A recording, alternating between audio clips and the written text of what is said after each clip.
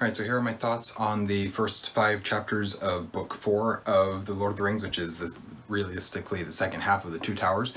And yeah, obviously I'm not sitting in my truck this time, but that has nothing to do with how cold it is. As a matter of fact, it's actually warmer out. It's about a 10 above today, and it's been snowing, but that's fine. I just didn't have a good opportunity to sit in my truck, and I don't really need to. So I'm just going to stand here and do that real quick. Anyways, so let's get into my thoughts here. Again, I'll go through each of the chapters real quick if I can find them. I actually have a book with me this time.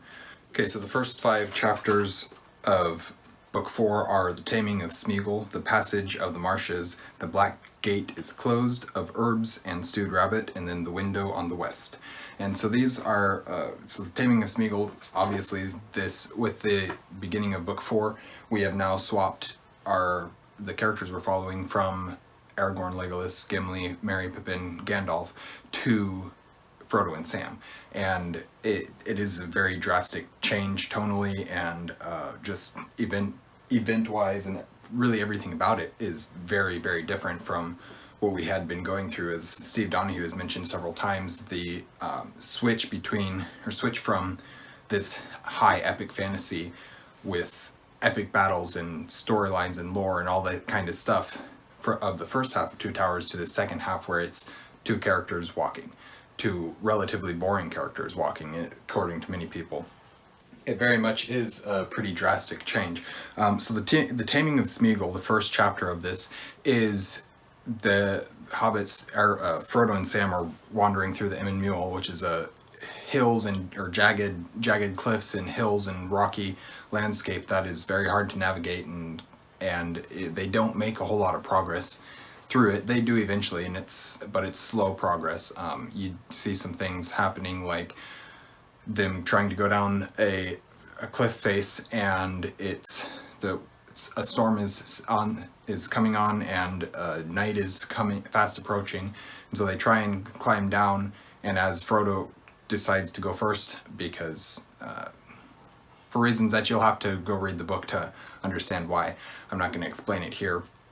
But Frodo decides to go first, and there's actually a mixture of several things. There's a flash of lightning and a cry of a Nazgul, and one other thing, I can't remember exactly what it. I think the rain starts and he slips and falls, and all these things happen at once, and it causes Frodo to go blind, temporarily blind. Although he doesn't know that at that time, and we don't know that at that time, but he does go temporarily blind. Eventually things continue happening, and he gets better, and they get back down to the bottom of the cliff. But it's stuff like that where it's just very hard for these 2 hobbits who really have no experience in any of this sort of stuff. Aragorn has so much more experience with it, and he would be a massive benefit to this journey, to this stage of the journey, but he's not there.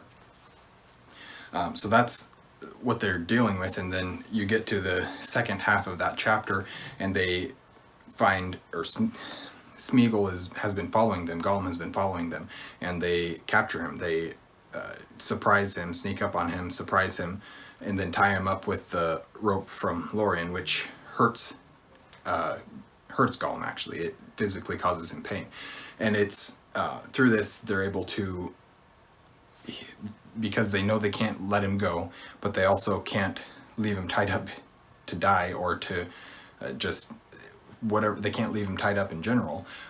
They decide that we've got to release him, but we can't just release him, and so they get him to swear an oath on the Precious, or rather by the Precious, because if he were to swear it on the Precious, then he would see it and touch it, and that would just draw out that Gollum even more than not seeing it. This is something that in the Peter Jackson movies you actually see, where, and they do it good. It's shown in a different way and in a different place in the books, but there's in Rivendell, when Frodo and Bilbo are talking before they set off on their quest, Bilbo asks to see the ring again, and Frodo shows him the ring, and he goes, and gets all scary and creepy. And that scene is basically the showing what would happen if a character like Bilbo or like Gollum were to see the ring after they had given it up, or after they had lost it. So that's chapter 1. Chapter 2 is the passage of the marshes. This is Gollum, tamed Gollum, or Smeagol primarily, guiding and leading Frodo and Sam through the dead marshes, and it's a nasty place. The descriptions that Tolkien uses you feel the just dankness of the marshes coming off the page as you're reading, and it's very well done, as with all things that Tolkien does. But it really is just seeing them travel through the marshes. Chapter 3 is the Black Gate is closed. This is them coming up to the Black Gate and finding that there's not a way in, but Gollum says, but there's another way in that I could take you. And it's basically a whole section about the deliberation of, should we trust Smeagol one more time and try this other path, or do we have to try, do we give up, or do we try for this front gate? And it's just realistically, it's just a major section of characters deliberating and thinking and trying to make a decision regarding this. What have we got next? Chapter 4 is of herbs and stewed rabbit, and this is them traveling. The hobbits have decided now to trust Gollum and to follow him one more time to this other potential pass into Mordor. And as they're traveling, they come into the land of Ilion, which is a realm of Gondor, I guess you can call it. It's a section of Gondor, and it's wooded and still very much alive. There's the land remembers the elves, as I believe it says about it at one point, and it's just a very nice location. It provides rest and relaxation in many ways for the hobbits. It provides a break for them from the oppressiveness of Mordor, or the Black Gate, of the dead marshes, of the Immen Mule, and it's a moment for them to regain some strength that they didn't have. They are able to find some food and eat some real food, and it's just a very important moment for them in their journey. Chapter 5 then is the Window on the West, and this is where, we meet in chapter 4, we meet Faramir and the Rangers of Gondor, and so we meet them in chapter 4, and in chapter 5 we really get to know them. This is the big chapter where Frodo and Faramir have a massive discussion. They go up into Ithilien, they hide behind a waterfall, and this is one of my favorite scenes in the book, is Frodo, or this whole scene in Ithilien. Really, Ithilien, everything that happens in Ithilien is some of my favorite stuff. But this scene between Frodo and Faramir, where they're talking, and where you see how smart Frodo actually is as I guess maybe how wise he is in the way that he's able to give information to Faramir that doesn't compromise the quest. And ultimately, it's Sam who compromises the information of the quest, which does lead to good, yes, but he did fail by giving that information. Faramir ultimately decides that this is where you get I think I have it written down. I'll get to that when I come through it in my thoughts just going through it. But this is where you get some great Faramir lines and quotes and stuff like that. And yeah, then the end of Window on the West is Faramir gives them leave, basically makes Frodo a free citizen of not a citizen, but he gives him the freedom to travel all throughout Gondor for a year and a day, and if they are able to then come to Minas Tirith and petition the steward, then they will make that permanent and make that freedom permanent to wander in the lands of Gondor as much as possible. But so Frodo gives them this freedom, gives Frodo and Sam this freedom, and as long as Gollum is under the care of Frodo, Gollum is not to be harmed. And then he sends them on their way. He gives them food. He gives them staffs, which I made a note of, and so I'll come back to them in a second here.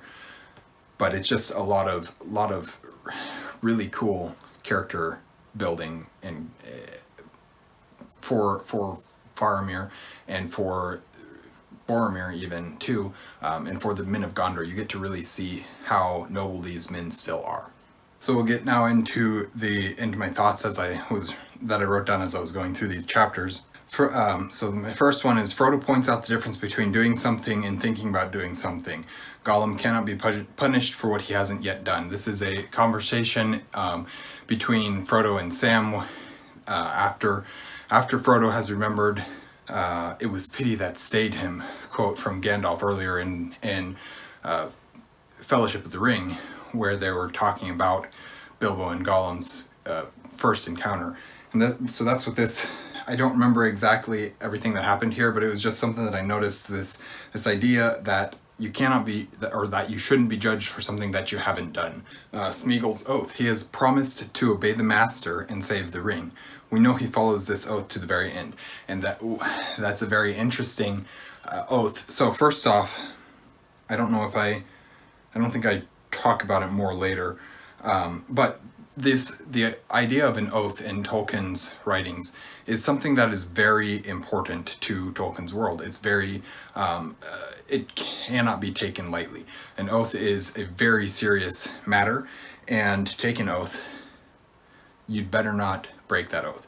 And we see that Frodo does, or that Gollum doesn't break that oath. Not really.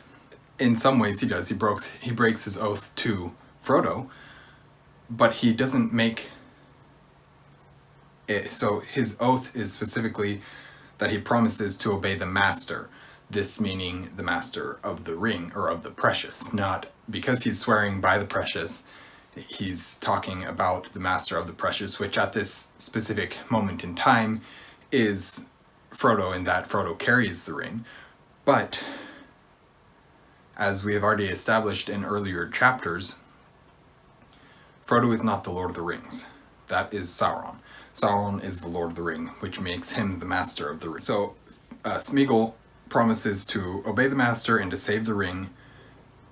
And what does he try and do at the end of Return of the King? Well, he tries to take the ring from and save it from being destroyed. He does, but also there's another, Frodo makes mention of the fact that if he were to, if Gollum were ever to take the ring from, or to attempt to take the ring from Frodo, that Frodo would command him, as Master of the Ring, would command Gollum to leap off a crevice or into lava or something along those lines, and that Gollum would do it. And guess what happens at the end of Lord of the Rings? So yeah. Anyways, just some things that I notice that are in some ways foreshadowing, and in some ways more complex and deep than you realize upon just looking at what is written. Sam is actually a very cruel character in these chapters. I wrote Sam is actually pretty cruel to Smeagol. Doesn't make him wrong, but he isn't nice. And this is just, Sam is not a nice character in these chapters. I know everybody loves to say Sam is the best character and he's the real hero of Lord of the Rings. And yeah, in many ways he is. But that doesn't make it right for him to bully Smeagol and in this time. Yeah, we know that he does overhear the conversation between Smeagol and Gollum. We know that he overhears that. We get lots of this stuff, and it almost seems to make it right. But when you think about the fact that Sam is just constantly calling Gollum names and constantly beating up on him and just being as cruel as he possibly can to him, I don't know, it takes some of my love for Sam down just a little bit. The lights in the dead marshes, they're Tolkien's versions of Will-o'-the-Wisps. But also Smeagol has several times talked about the elves with their bright eyes. And because we know that the dead bodies in the dead marshes, most of them are, not most of them, they're elves, men, and orcs, but there's a lot of elves in there. And just the idea that the elves with their bright eyes, and then you see the dead bodies of the elves, as well as these bright lights, the little candles as they're called. It's just an interesting correlation that I noticed. The oppressive will of Sauron can be felt, even from the dead marshes. The complexity of fear and desire from Smeagol. Fear of Sauron, desire for the ring, and fealty to an oath, altogether striving against each other. This is lots of thoughts combined into one, but you specifically, there's times where Frodo is feeling the will of Sauron searching for the ring. And yeah, we know that Sauron is thinking that it's in Gondor or in Isengard and Rohan, somewhere in that area. We don't know exactly, but Sauron doesn't think that it's in the Dead Marshes, but Frodo is still able to feel the will of Sauron, even from the Dead Marshes, which is not Mordor itself, which is where the Morgul Vale and Mordor as a whole, Frodo really starts to feel the effects of the ring and the will of Sauron constantly oppressing the will of Frodo. But then the complexity of fear and desire from Smeagol, of course he fears Sauron, but he also has a desire for the ring for himself. But then he also has fealty to an oath that he promised, an oath that he made. As I already mentioned, the oaths in Tolkien's literature are taken extremely importantly and should not be taken lightly. And all three of these things coming together, it kind of helps you to understand the character of Smeagol or Gollum a lot more than you did previously. Here's a quote: "But after all, he never had any real hope in the affair from the beginning. But being a cheerful hobbit, he had not needed hope as long as despair could be postponed." This is a thought, a thought that Sam is having, actually. They come to the realization that they don't really have enough food for the journey to Mordor, and especially getting back. And they also come to Black Gate. There's no hope of getting in. They just feel constantly over and over again that there's no hope. And it's just kind of a bit of tells a little bit of the character of Sam, in that he never needed hope. He had not needed hope as long as despair could be postponed. As long as you could postpone despair, he didn't really need to hope. And that's kind of changing for him now. We see that Frodo's understanding of the ring is growing. Even though he isn't using it, he knows now that it will hold Gollum to his promise, but also that it will try to tempt that promise. And he knows that if he were to put it on and command Gollum, Gollum would obey his command. So this is getting back to those ideas that I already mentioned regarding the oaths and the importance to it, and the fact that Gollum swore an oath by the ring. Sam's starting to see Frodo in a new light as well. He's realizing that Frodo sees things much more clearly than he had considered before, but that he doesn't let that influence his compassion. This is at that same moment where Frodo is, "But if you try and take the ring, I will put it on, and while wearing it, command you to go kill yourself, and you will have to do it." That's where Sam's starting to realize, oh, Frodo's not soft. He just is compassionate. And those are two completely different things. Smeagol was tortured directly by Sauron, saying he has only 4 on the Black Hand, but they are enough. This is just an interesting detail. Most of the time you don't think about the fact that it was Sauron who tortured Smeagol in Barad-dûr. You think, oh, it was probably just maybe the Nazgul, or maybe the Witch King specifically of the Nazgul, or maybe the hand of Sauron, or the voice of Sauron, or maybe it was the orcs or what. But no, it was specifically Sauron, because if not, how would he know that he only had, I don't know what hand it is, probably his right hand, but how would he only know that he had 4 fingers? And that's just an interesting little detail there. I love the way that Lothlorien and Galadriel are viewed by the men of Rohan and Gondor. She is something far and above, strange, fell, fey, much as how fairies are looked upon in Earth's myths. Oftentimes there's a level of mischievousness to fairies in stories from Earth, myths from Earth, but they're always also looked upon as this very, very powerful magical beings that are not to be trifled with. And you getting that same feeling from the men of Rohan and Gondor. And it's obviously Tolkien would understand all this, and it's definitely a major part of his influences is these stories. And so it's just cool to see that weaving itself in here. So this is then, I have Faramir quote, which I have written down in a different section, a different note on my phone, but that's the quote that I'm specifically talking about is, "For myself, I would see the white tree in flower again in the court of the kings, and the silver crown return, and Minas Tirith in peace. Minas Anor again as of old, full of light, high and fair, beautiful as a queen among other queens, not a mistress of many slaves, nay, not even a kind mistress of willing slaves. War must be, while we defend our lives against a destroyer who would devour all, but I do not love the sword for its sharpness, nor the arrow for its swiftness, nor the warrior for his glory. I love only that which they defend, the city of the men of Numenor. And I would have her loved for her memory, her ancientry, her beauty, and her present wisdom, not feared save as men may fear the dignity of a man old and wise."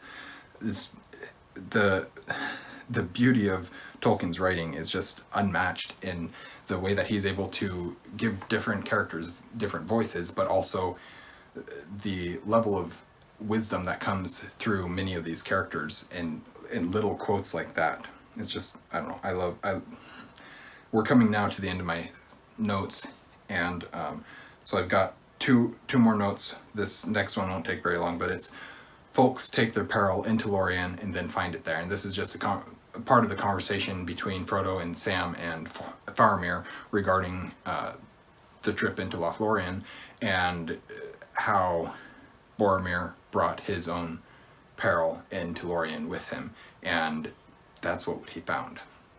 Just another interesting part of the conversation there that's worth looking into.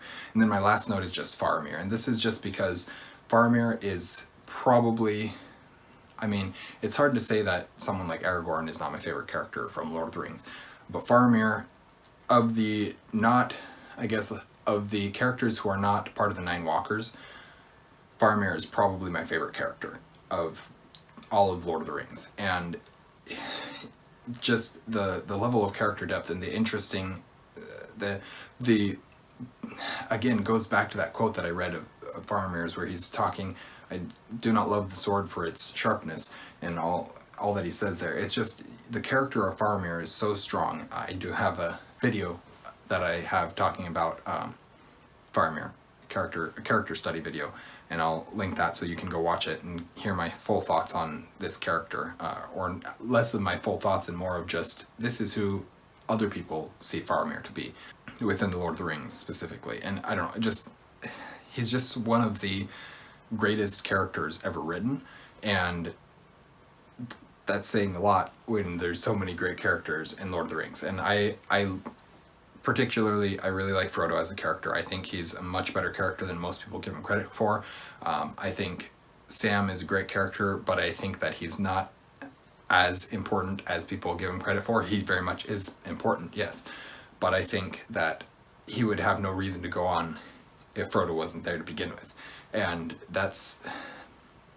he relies on Frodo in a way that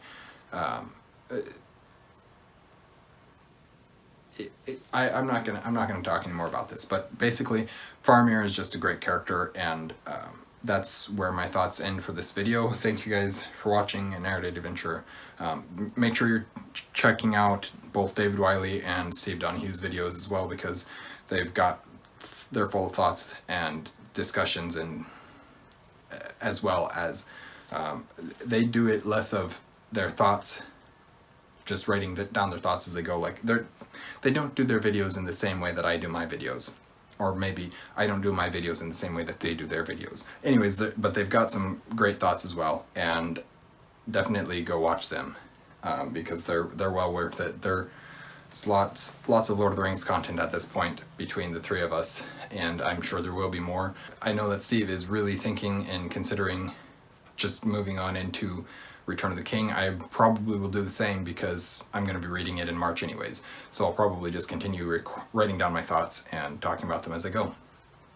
So anyways, that is my thoughts on the Lord of the Rings, on the first 5 chapters of Book 4 of the Two Towers, the second half of Two Towers specifically. Yeah, we will talk to you guys again soon. Stay well.